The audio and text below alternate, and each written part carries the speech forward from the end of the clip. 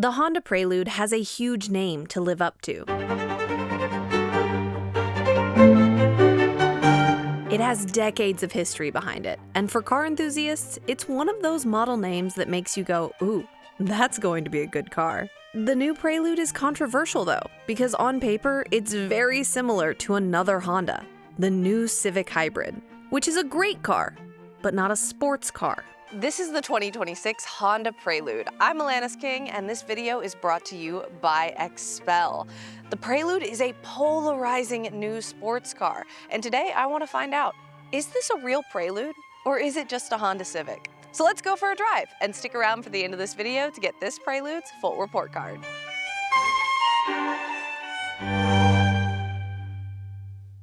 The Prelude is a very famous model name. It's been around since the late 1970s, and over the years it's become known as an enthusiast car. In 1997, Car and Driver named it the best handling car under $30,000 US. And just for fun, I popped in $30,000 in 1997 into an inflation calculator, and today that would be 63 grand.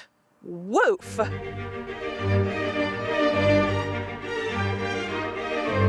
The Honda Prelude returned to the American market for the 2026 model year, a quarter of a century after it left, and Honda said it would have the suspension, the front and rear tracks, and the Brembo front brakes from the Honda Civic Type R, a beloved and very sporty hot hatch.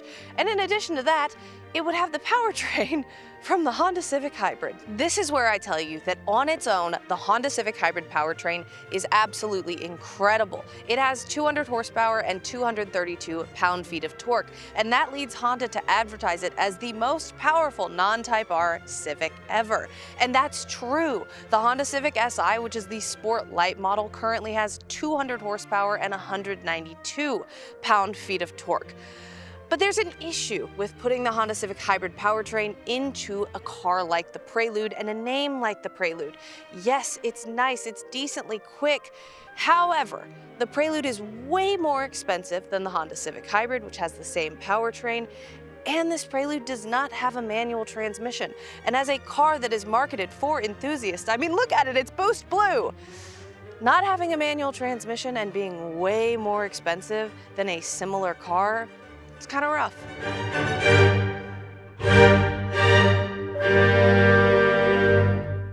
This 2026 Honda Prelude has a 2-liter 4-cylinder gas engine and a 2-motor hybrid system that it shares with the Honda Civic Hybrid. The Honda Civic Hybrid powertrain also does not have a transmission as we know it. It has 3 different driving modes and 3 ways of transferring power. The first is EV drive mode, which is low-speed, full EV cruising with the gas engine off. This is super common in hybrids. Then we have hybrid drive mode. In this mode, the electric propulsion motor is powering the front wheels. The engine is basically playing backup by either charging the battery or providing extra electrical power to the propulsion motor. Last, we have engine drive mode, which happens when you're at medium to high speeds. Using the hybrid system and a thing called a lockup clutch, you're sending power almost directly from the engine to the drive wheels. For the drivers of the vehicle, which is you and I, this functions just like an automatic. You put it in drive and you go. But under the surface, there's a lot of cool mechanical stuff going on, even if a lot of us would just prefer to have a manual anyway.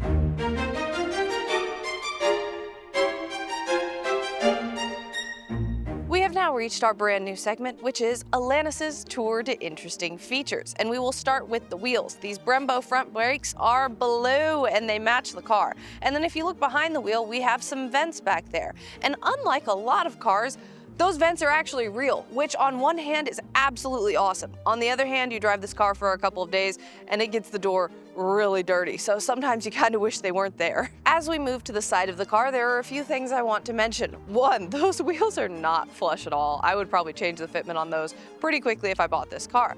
2, we have black bits down the side of the car, like those side skirts right there, that you see on a lot of vehicles to contour the silhouette and make the car look smaller and sportier from the side. And the third thing I want to mention is those door handles. I don't know why we're still doing those door handles. Door handles were perfectly fine before.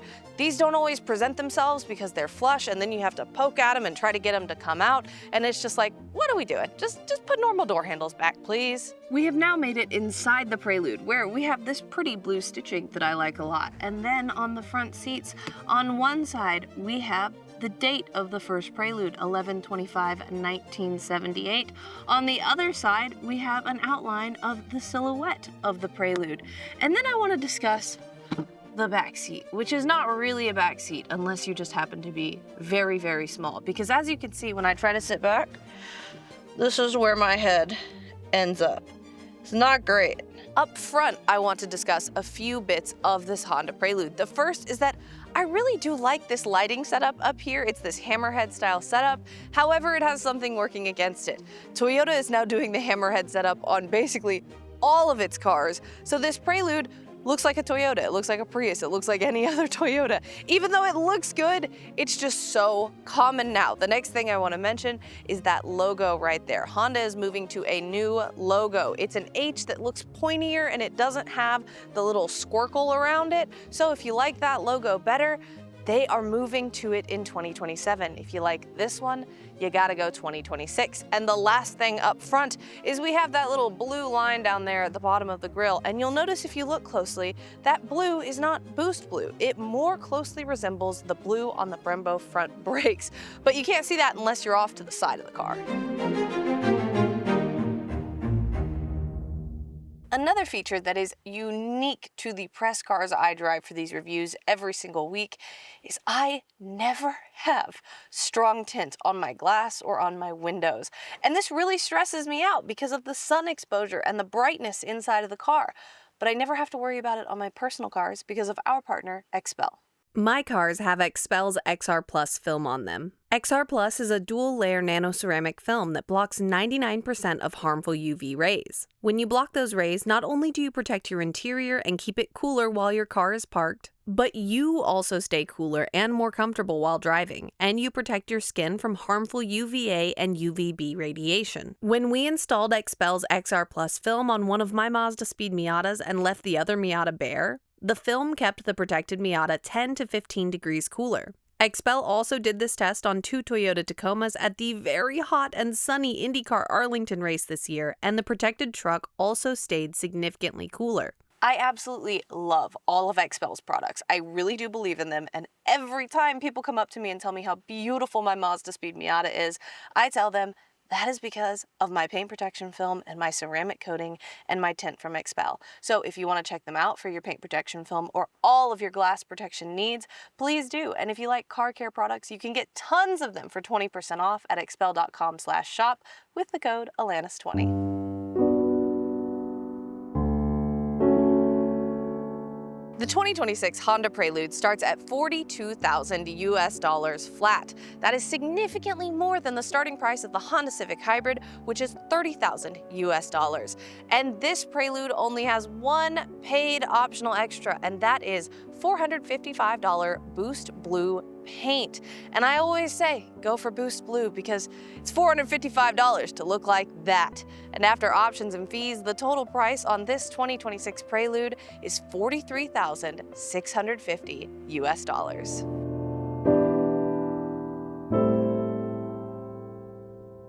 We have now made it to the most important test in any car review, which is how many Atlantises can fit in this 2026 Honda Prelude Hybrid's hatchback.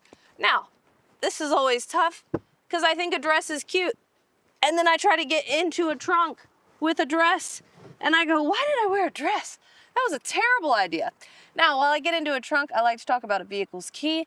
And this Prelude's key, it just looks like a Honda key. There's nothing special about it. It's got dull black plastic around it. And then the Honda logo is encased in shiny black plastic that is already scratched on this key. So if you get a Honda and you have that shiny black plastic, please cover it with some kind of protection film. You're gonna really, really hate that you have a ton of scratches on your key. Now we're gonna double grab these handles and slam this down. Oh, okay. Well, this is actually a little tighter than I expected. I'm gonna give this 1.5 Atlantises.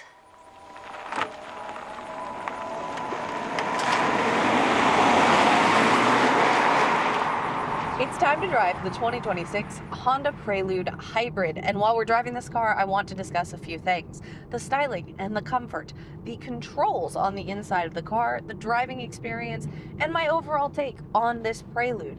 And my take on this Prelude versus the normal Honda Civic Hybrid. We will start with the styling and comfort on the exterior of this car. I like the way the Prelude looks. I like the Boost Blue on this car. Boost Blue is a beautiful color, but this Prelude suffers from something, and that is that front headlight design. Because in isolation, it looks great, but that hammerhead style design is Toyota's new design language across its lineup, which means the Prelude doesn't look unique. It now looks like a lot of different Toyota models, such as the Prius or anything else in that lineup. So while it looks good by itself, there's a reason Toyota chose to make it its aesthetic. It now just looks very common. But a good thing about that exterior styling is the fact that the paint application is extremely flat. Bad application, you will have waves, which we call orange peel. Flat paint application is great. And this has a Japanese VIN. And I often find that cars assembled in Japan, no matter the automaker, typically have pretty flat paint applications, whereas cars assembled in America have a lot more orange peel. So, Prelude, good paint application.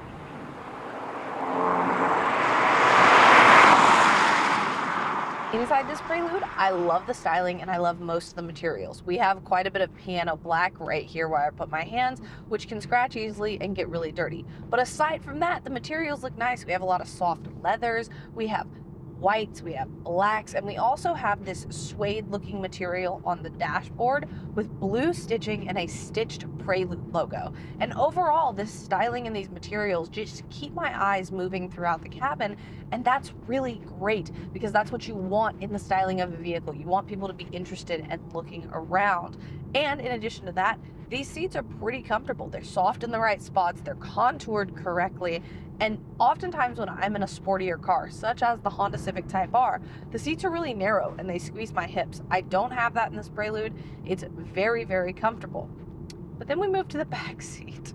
And the back seat is like it might as well not even be there because generally an adult can't fit back there. I would think a child would also struggle to fit back there because there's no leg room, as we saw earlier.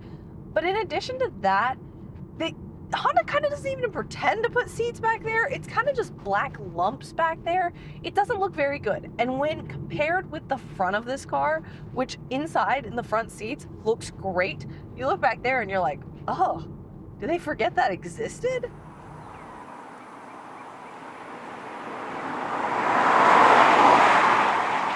Now let's talk about the controls in this Honda Prelude Hybrid. I want to start by saying that while so many automakers have gotten rid of physical climate controls in favor of putting them on the screen or making them capacitive, Honda has physical climate controls right here. If I want to turn on my seat heaters or adjust the fans or anything like that, I get to press buttons and move dials, which is wonderful because it means I don't have to take my eyes off the road.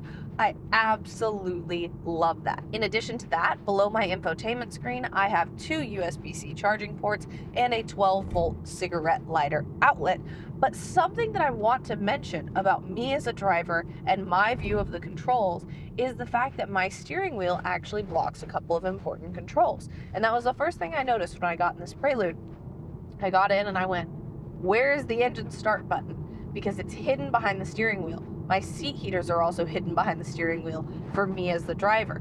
And yes, if you own this car, it's not that big of a deal because you're going to know where those controls are. You don't need to look for them. But the new Mazda CX-5 taught me about the importance of aligning controls where they're not blocked by the steering wheel, because that's what they do in the new CX-5. They shift things so that you can see everything. And while it doesn't present that much of a logistical hurdle if you own the car because you use those controls all the time, it does feel like a little bit like your sightline as the driver was an afterthought, and I don't love that. Then we move to the screen. Now, in a couple of different Hondas, I've had the screen turn off occasionally, and I can use the audio, such as from Apple CarPlay, but the screen is completely black, and nothing I do can bring the screen back on except restarting the car.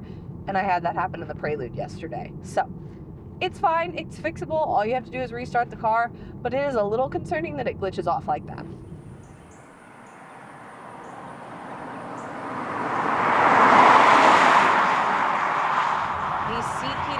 Honda Prelude Hybrid are a medium strength. I find that Toyota has extremely weak seat heaters, you can't even tell that they're on, and then some automakers have great seat heaters that are super warm and make your back feel good. This Honda Prelude, you can feel warmth, but if you're someone who uses seat heaters for back pain or anything like that, they're not going to be strong enough to help your back pain, because I used them the other day, even though it's the middle of summer, and they were not very strong. Then the last thing I want to note is the fact that my backup camera looks a lot like my Motorola Razr from when I was in middle school or something like that. It's not very high quality. You can see everything, the proportions are decent, but you look at it and you go, ooh, that is very pixelated. In addition to that, at $43,650 US, we do not have a 360 camera. And I've kind of become a 360 camera person because it really helps you park. And I think at a certain price point, you should have a 360 camera, and we should have a 360 camera in this car.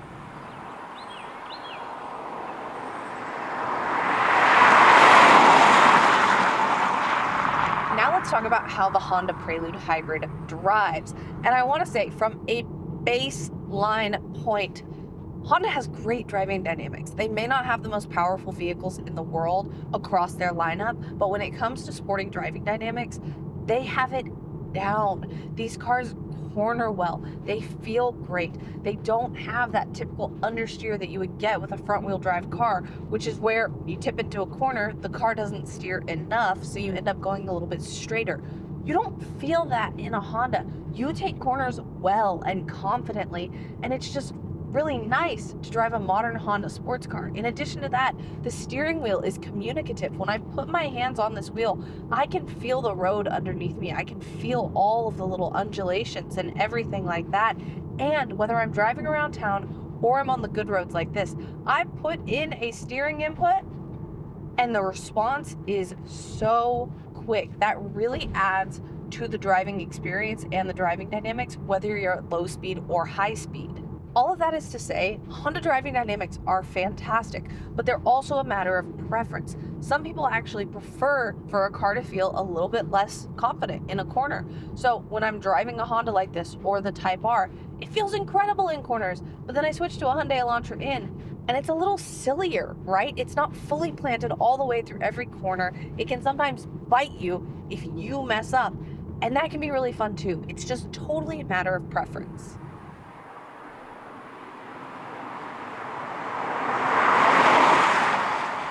A not so great thing about this Prelude Hybrid is that when you're not in the S Plus shift mode, which pumps in fake engine noise, it sounds really puny. I just hit the accelerator right there and it went, eh. It didn't sound very good. But the cool thing is, and it can be good and not good, the brakes are great for this car. I mean, you saw me. I didn't even stomp it right there, and I was slowed down so fast. Now, the car does dive a little bit when you brake hard, and I was not even pedal to the floor right there. But, I mean, sometimes that can just be a limitation of the tires that you're using, so I'm not going to fully fault it. These brakes are really good for how much power we have in this car. They stop well.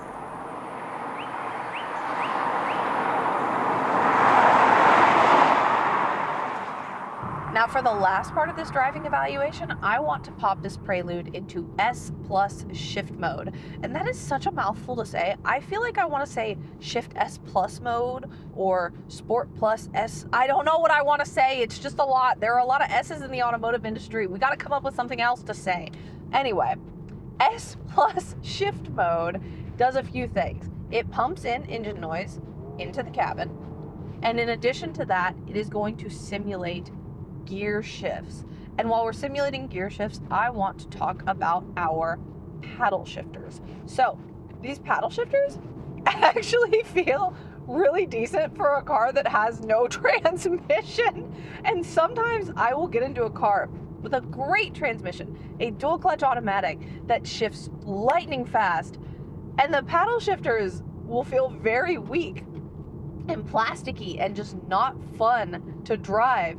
And here I am driving this Honda Prelude that does not have a traditional transmission and does not have gears, and I have metal feeling shift paddles that get cold with my air conditioning behind them, and they feel so nice, and they move with the wheel instead of staying in place, so you don't have to hunt for them when your wheel is turned.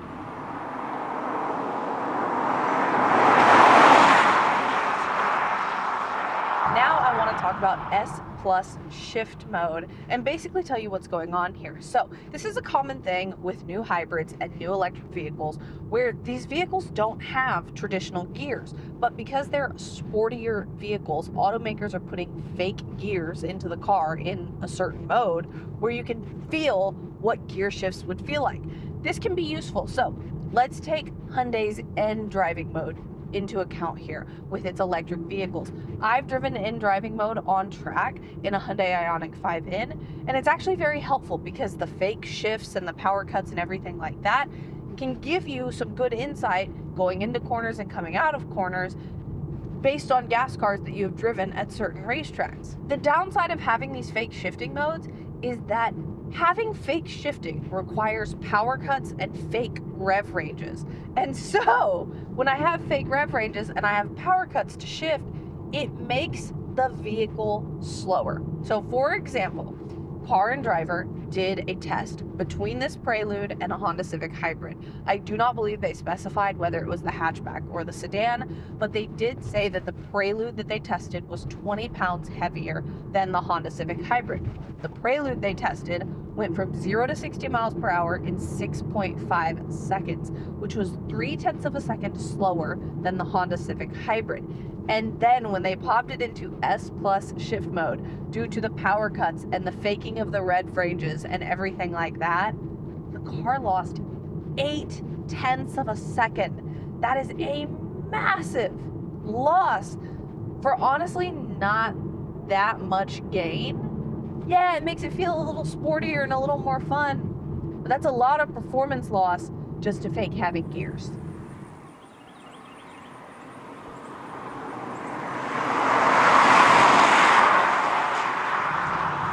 To talk about what I think of this Prelude overall. And I will say, this is a fun car. It has very cool technology. I love talking about the fact that it doesn't really have a transmission at all. And it looks good, and it's fun to drive around town. And it's kind of fun to drive on the good roads. Not as fun as something like a Civic Type R, of course, but it's fun, especially if you're going to use this as a commuter car. The thing is, and I think this says a lot about both me and car enthusiasts, and this car in general, is that if this had a manual transmission, I would be all about it. I would be stoked. But the fact is that it does not come with a manual transmission, and it does not come with what car enthusiasts really, really want from this car, which is more performance and the ability to shift yourself. And because of that, it falls more into the category of this feels like a Honda Civic Hybrid coupe, which is a great thing. People love Civic coupes. My husband and I owned a Civic coupe with a manual. Low spec, but a manual. People like that car. The issue is the fact that this costs so much more than a regular Civic Hybrid. So you get this Prelude, you don't get a manual, you don't get this wild increase in power or anything like that. You have the same powertrain as the Civic Hybrid, but you're paying 25% more on the base price than that car. And that's a lot. That's a big hit to take for a car that doesn't fully deliver on what car enthusiasts want. So do I know who this car is for new? No, I'm not sure I do. But I am really interested to see how it performs on the used market over time. Because I think in 20 years, manual or not, we will all think this car was pretty cool on the used market. But we would think it was way cooler if it had a stick.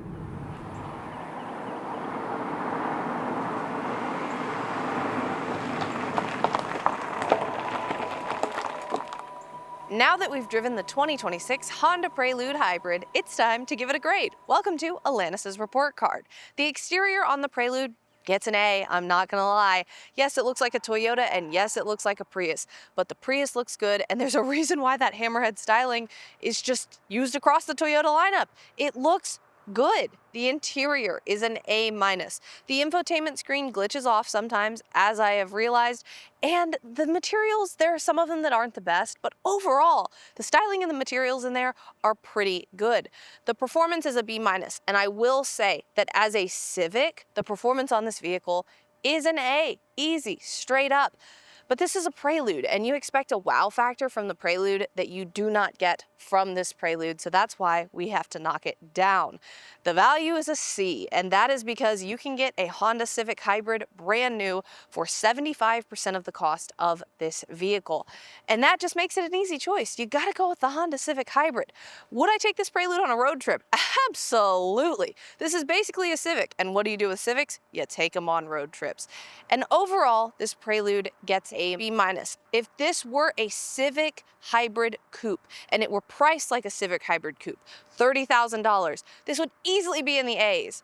But this has a Prelude name on it, and it has a Prelude price at $42,000 US. And that means we have to bring the grade down a little bit, because that's a lot of money for Civic Hybrid powertrain performance.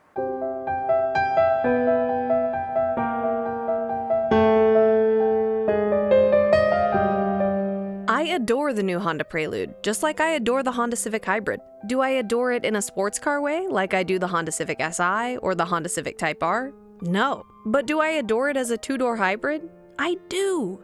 The thing that gives me pause is the price and the lack of a manual transmission, both of which are hard to swallow. The Honda Prelude Hybrid is an incredible car, but does it feel like a Prelude to me? No, not really. This feels more like a Civic Hybrid coupe, and if it were priced like a Civic Hybrid coupe, I think we would all eat it up. The problem is, it's priced at a premium, and I just don't think that aligns with a lot of what car enthusiasts want. So I'm interested to see how this performs not only on the new market, but also on the used market, because it's a great car. I just don't think it fully aligns with what we were expecting.